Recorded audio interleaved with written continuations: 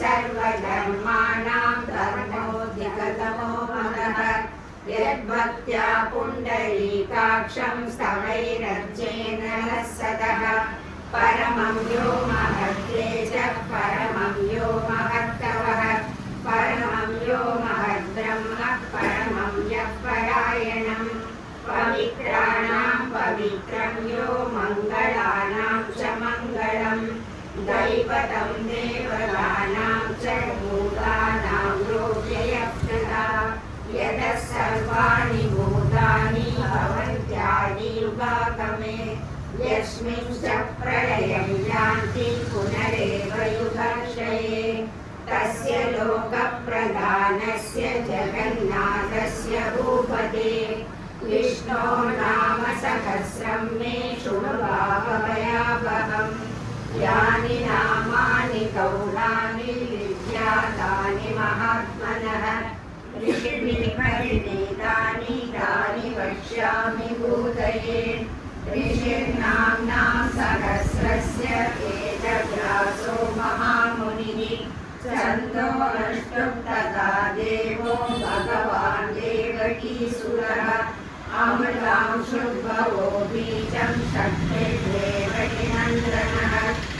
सामाहृदयं तस्य शान्त्यर्थे विनियुज्यते विष्णुं जिष्णुं महाविष्णुं प्रभविष्णुं महेश्वरम् अनेकरूपदैव्यान्तं नमामि पुरुषोत्तमम् अस्य श्रीविष्णो दिव्यसहस्रनामस्तोत्रमहामन्त्रस्य श्रीवेदव्यासो भगवान् ऋषिः अनुष्टुप् श्रीमहाविष्णुः परमात्मा श्रीमन्नारायणो देवता अमृतांशुद्भवो भानुर्दिबीजं देवकी नन्दनसृष्टेति शक्तिः उद्भवक्षोभनो देवैः परमो मन्त्रः शङ्खमन्नन्दकी छत्रीति कीलकम् सार्धधन्वागदाधरैर्यस्तम् राङ्गवाण्यशोभ्यैर्नेत्रम् सामासामगः सामेति कवचम् आनन्दं परब्रह्मेति योनिः ऋतुः सुदर्शनकालैः दिग्बन्धः श्रीविश्वरूपैः ज्ञानम् श्रीमहाविष्णुप्रीत्यर्थे सहस्रनाम जपे विनियोगः ज्ञानम् क्षीरोदन्वन्प्रदेशे शुचिमणिविरसत्सैकतैर्मौक्तिकानां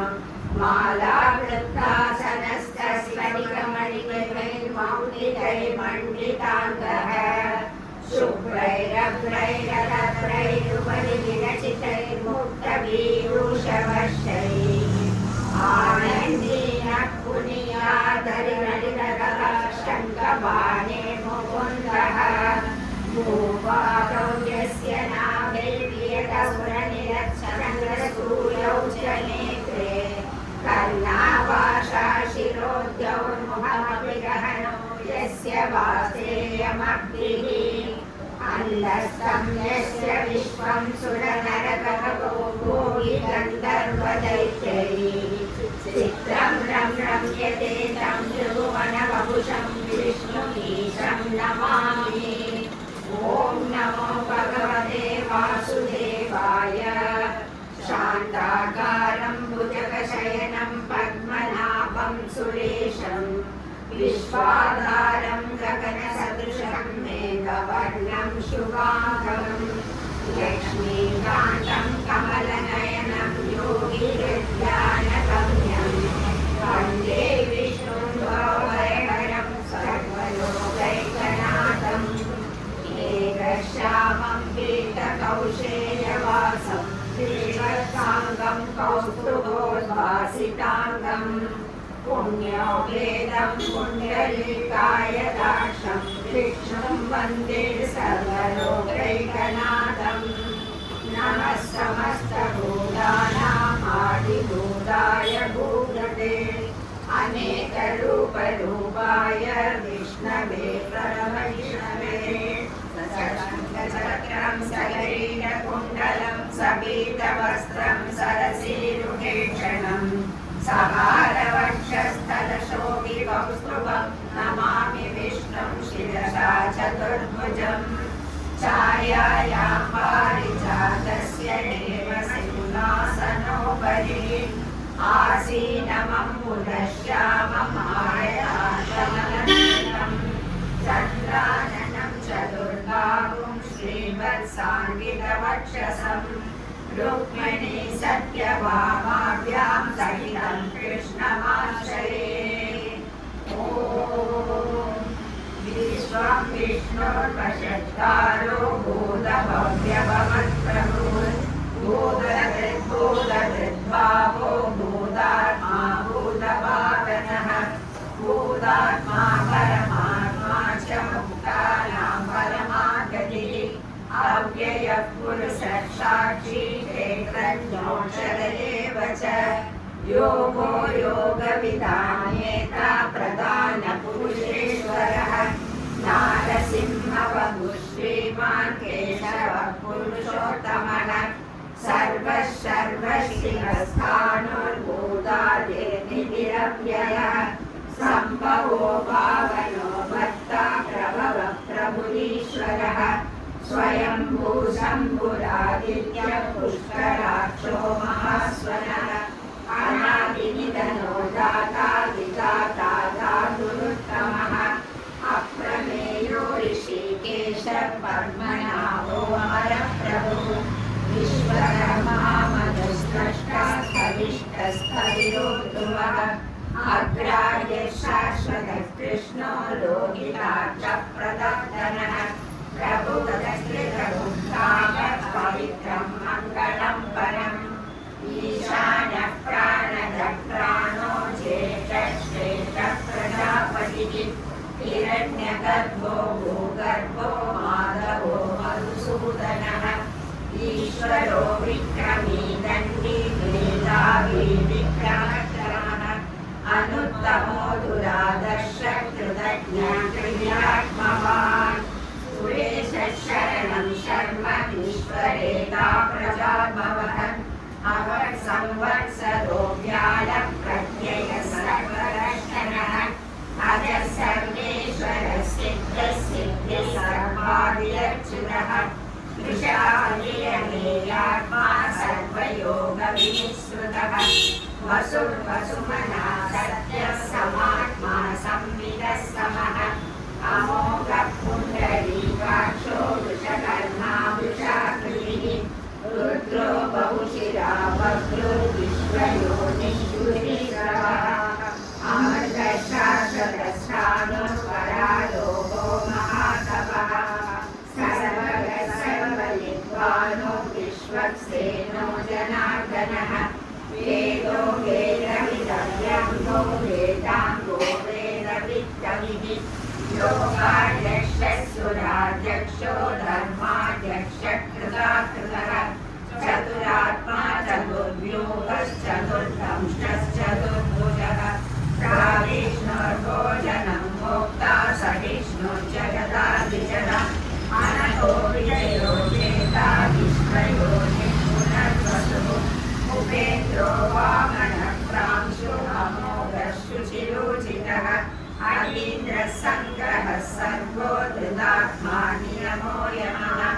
वेद्यो वैद्यः सदा योगी वीरः माधवो मधुः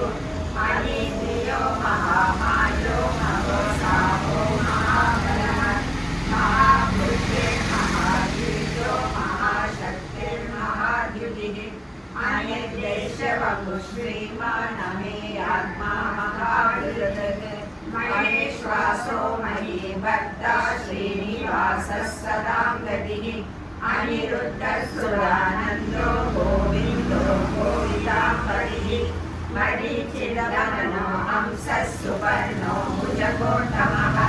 हिरण्यनाभः सुलभा पद्मनाभः प्रजापतिः अमृतः सर्वऋक् सिंहः सन्धाता सन्धिमान् स्थिरः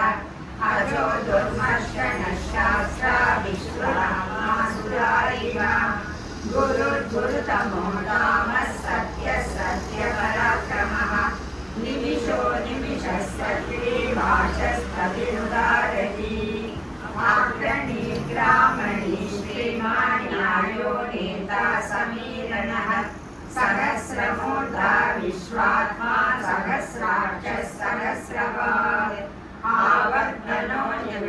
सर्वात्मा सम्प्रदः सम्प्रमर्दनः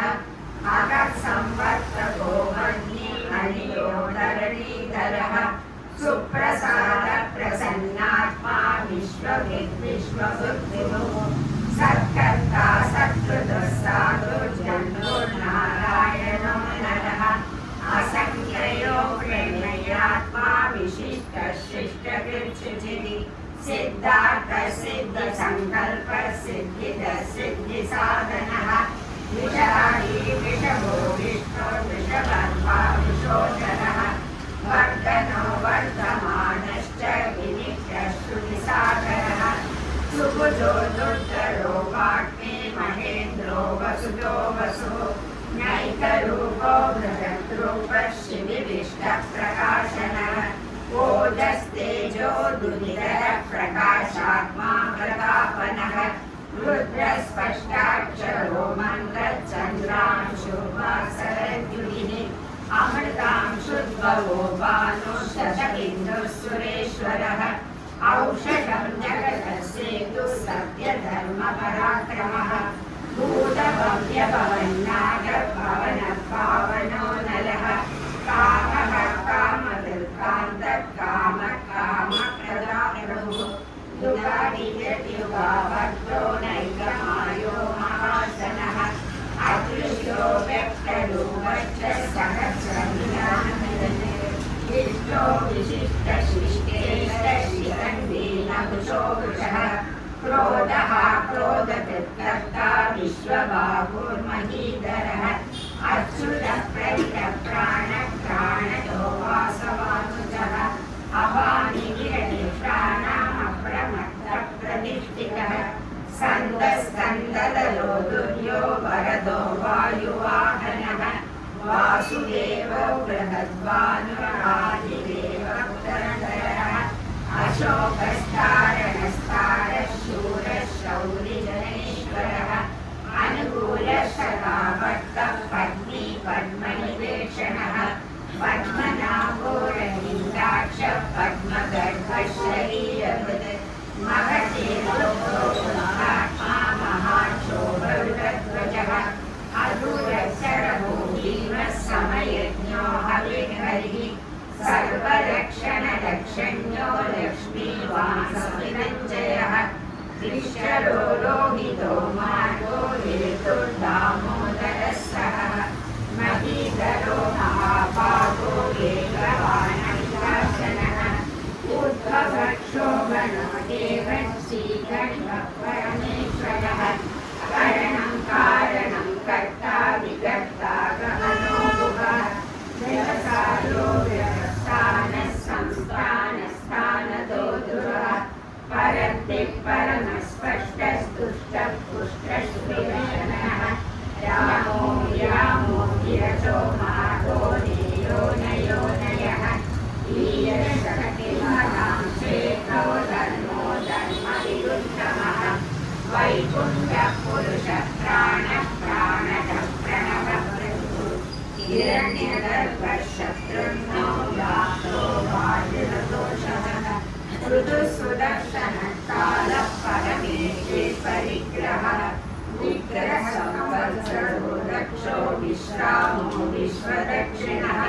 निस्तारस्थावरस्थानो प्रमाणं बीजमव्ययम्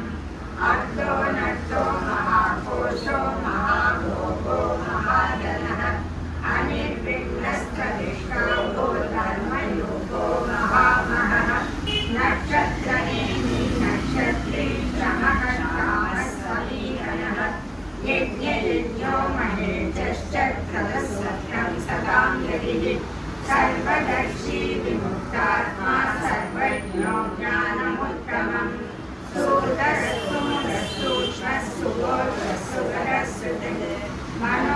मनोहरोजितक्रोधो वीरबाहो विदारणः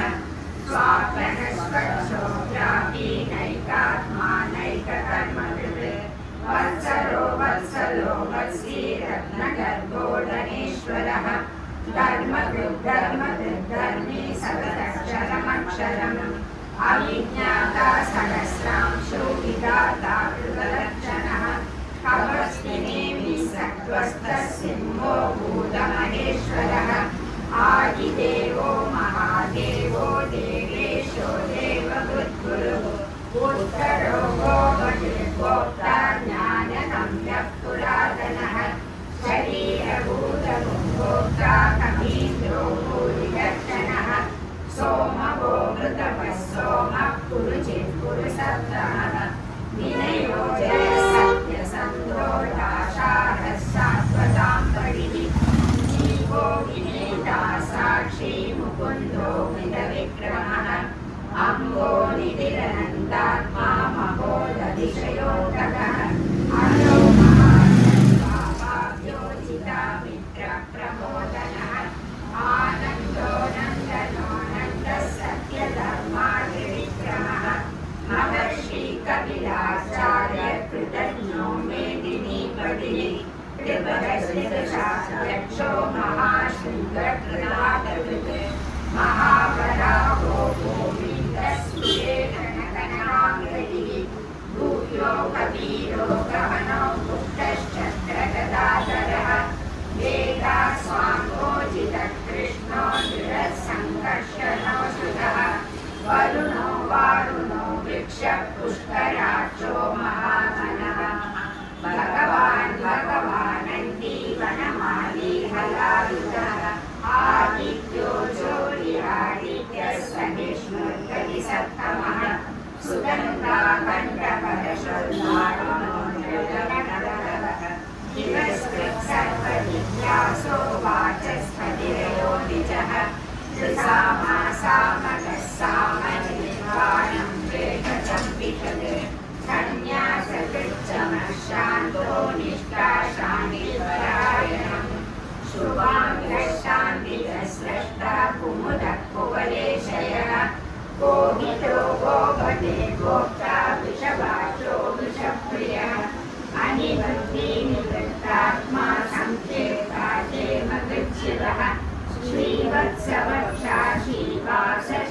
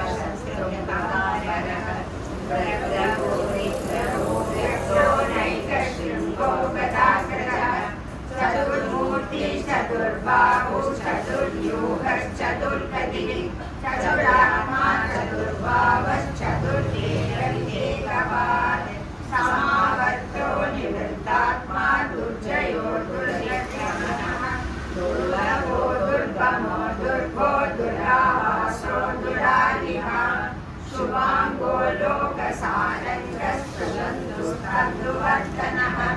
इन्द्रकर्मा महाकर्मा कृतकर्मा कृतागमः उद्भवः सुन्दरः सुन्दरो रत्ननाभः सुलोचनः अद्भो वाचनशृङ्गी जयन्तः सर्वलीलैः स्वर्णविन्दुरक्षोभ्यः सर्ववागीश्वरेश्वरः महाकरो महारक्तो महाभूतो महानिधिः कुमुदकुन्दरकुन्दपर्जन्यः पावनो निरः अमृताशो अमृतप्रभुः सर्वज्ञो सर्वतोमुखः सुलभः सुन्दरः सिद्धः शत्रुनिशत्रुरावणः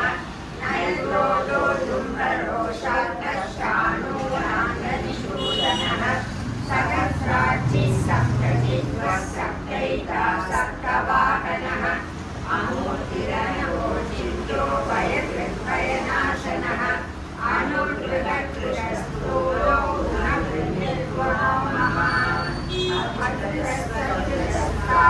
प्रापः शुभवंशवर्धनः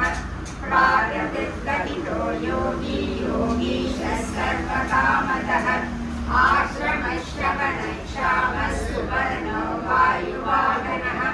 धनुर्धरो धनुर्वेदो दण्डो दमैकागमः अपराजितः सर्वसहो नियन्ता नियमो यमः सात्ववासात्विकः सत्यः सत्यधर्मपरायणः अभिप्राय प्रिया प्रियकृतिवर्तनः विहाय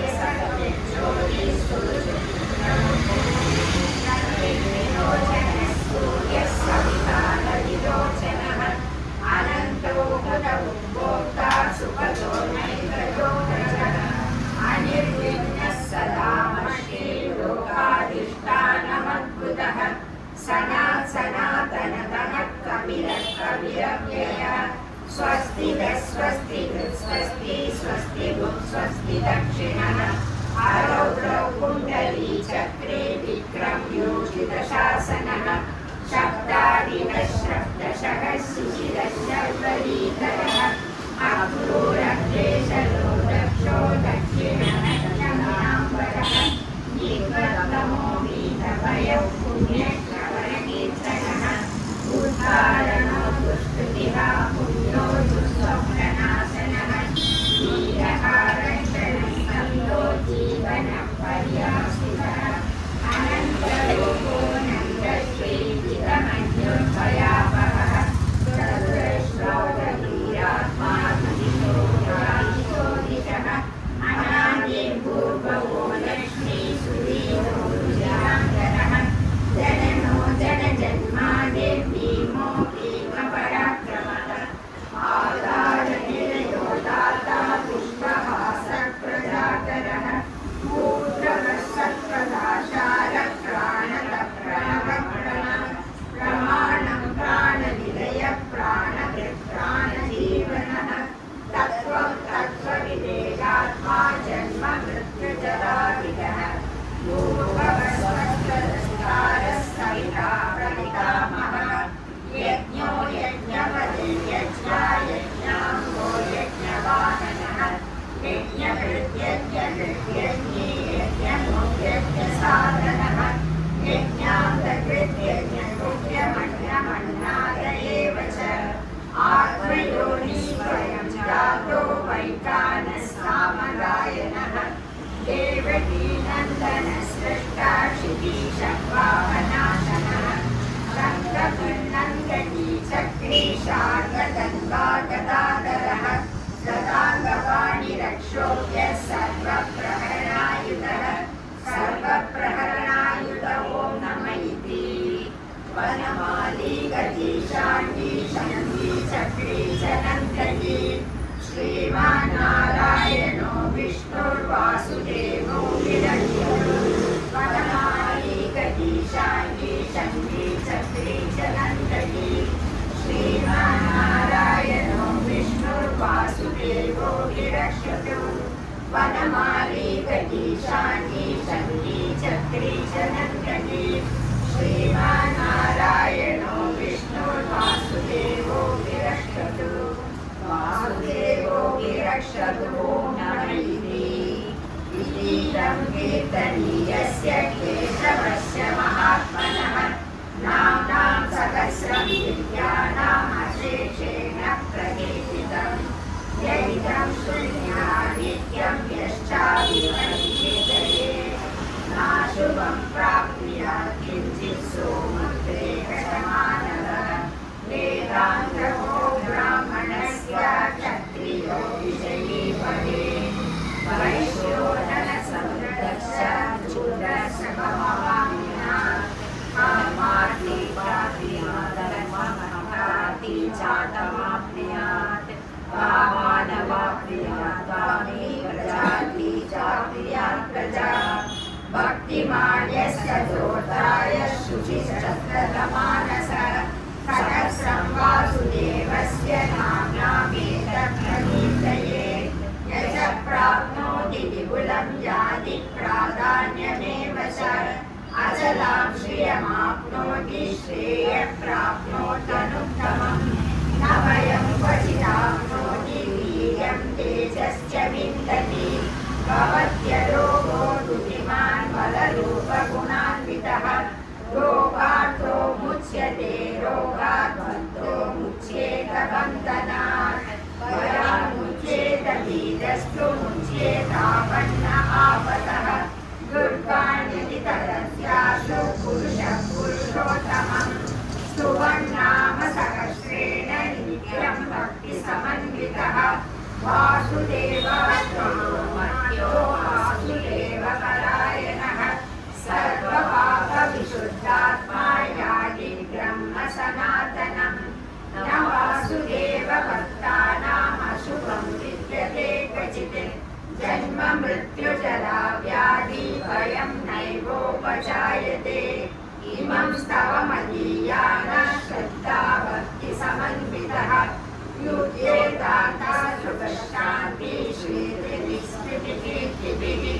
न क्रोधो न च मात्सर्यं न लोभो नाशुभामतिः भवन्ति कृतपुण्यानां भक्तानां पुरुषोत्तमे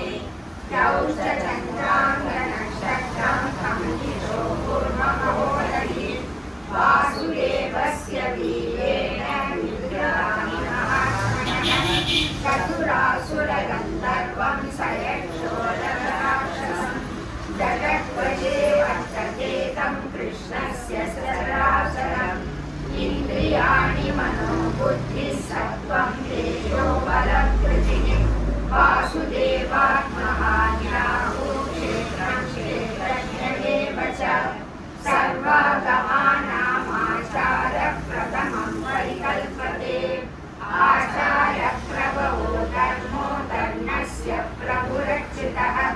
ऋषयः पितरो देवा महाभूतानि दातवः जङ्गमं चेतं जगन्नारायणोद्भवम् योगो ज्ञानं तथा साङ्ख्यं विद्या शिल्पादिकर्म च वेदाशास्त्राणि विज्ञानमेतत् सर्वं जनार्दनात् एको विष्णुर्महद्भूतं कृतभूतान्यनेकः त्रीलोकान् व्याप्य भूतात्मा भुङ्क्ते विश्वभुवं देह इमं स्तवं भगवतो विष्णोर्व्यासेन कीर्तितं पठेते चेत् पुरुषः श्रेयः प्राप्तुं सुहानि च विश्वेश्वरमयं देवं जगतः प्रभुमव्ययं भजन्ति ये पुष्कराशं न ते यान्ति पराभवम् न ते यान्ति पराभवम् अर्जुन उवाच पद्मपत्रविशालाक्ष पद्मनाभस्सरोनः भक्तानामनुरक्तानां त्राता भवजनार्दनः श्रीभगवानुवाच यो मां नाम सहस्रेण स्तोतुमिच्छति पाण्डवः सोऽहमेकेन श्लोकेन स्तुत एव न संशयः स्तुत एव न संशय ॐ नम इति व्यासोवाच वासनात् वासुदेवस्य वासितं भुवनत्रयं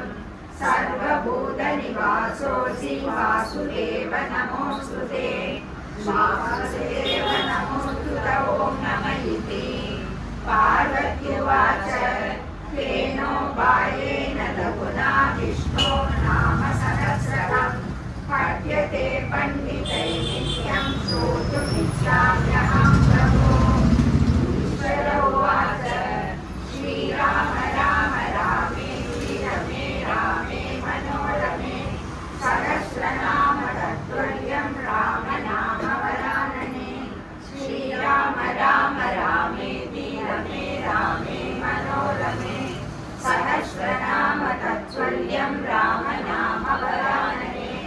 श्रीराम राम रामेति रमे रामे मनोरमे सहस्रनाम तत्तुल्यं राम नाम वरानने श्रीराम नाम वरानन ॐ नमः इति ब्रह्मोवाच नमोऽस्तु मन्ताय सहस्रमूर्तये सहस्रपादाभिषिक्तोरुभागवे सहस्रनामे पुरुषाय शाश्वते सहस्रकोटियुगधारिणे नमः सहस्रकोटियुगधारिणे नमो नमः इति सञ्जय उवाच यत्र योगेश्वर कृष्णो यत्र पार्थो धनुर्धरः तत्र श्रीविजयो भूतिर्ध्रुवानीर्मतिर्महान् श्रीभगवानुवाच अनन्या चिन्तयन्तो मां ये जना पर्यपासते तेषां नित्याभियुक्तानां योगक्षेमं वहाम्यहम् परित्राणाय साधूनां विनाशाय च दुष्कृतां धर्मसंस्थापनार्थाय सम्भवामि युगे युगे वार्ताभिषण्णाशिथिलाश्च पीताः घोरेषु च सङ्कीर्तनारायण शब्दमात्रं विमुक्तचित्ताः सुखिनो भवन्तु कायेन वाचा मनसेन्द्रियैर्वा बुद्ध्यात्मना वा प्रकृते स्वभावात् करोमि यद्यत् सकलं परस्मै नारायणायेति समर्पयामि। महामाये श्रीपीठे सुरपूजिते शङ्खचक्रगदाहस्ते महालक्ष्मी नमोऽस्तु ते नमस्ते गरुडारूढे डोलासुरभयङ्करी सर्वपापहरे देवी महालक्ष्मी नमोऽस्तु ते सर्वज्ञे सर्ववरदे सर्वदुष्टभयङ्करी सर्वदुःखहरे देवी महालक्ष्मी नमोऽस्तु ते सिद्धिबुद्धिप्रदे देवी मुक्तिमुक्तिप्रदायिनी मन्त्रमूर्ते सदा देवी महालक्ष्मी नमोऽस्तु ते आद्यन्तरहिते देवी आदिशक्तिमहेश्वरी योगज्ञे योगसम्भूते महालक्ष्मी नमोऽस्तु ते स्थूलसूक्ष्ममहारौद्रे महाशक्तिमहोदरे महापापहरे देवी महालक्ष्मी नमोऽस्तु ते पद्मासनस्थिते देवी परब्रह्मस्वरूपिणी परमेशी जगन्माता महालक्ष्मी नमोऽस्तु ते श्वेताम्बरधरे देवी नानालङ्कारभूषिते जगस्थिते जगन्माता महालक्ष्मी नमोऽस्तु ते महालक्ष्मी अष्टकस्तोत्रं यः पठेद्भक्तिमान् नरः सर्वसिद्धिमवाप्नोति राज्यं प्राप्नोति सर्वथा एककालः पठे नित्यं महापापविनाशनं द्विकालं यः पठे नित्यं धनधान्यसमन्वितः त्रिकालं यः पठे नित्यं महाशत्रुविनाशनं महालक्ष्मी भवे नित्यं प्रसन्नवरदा शुभा।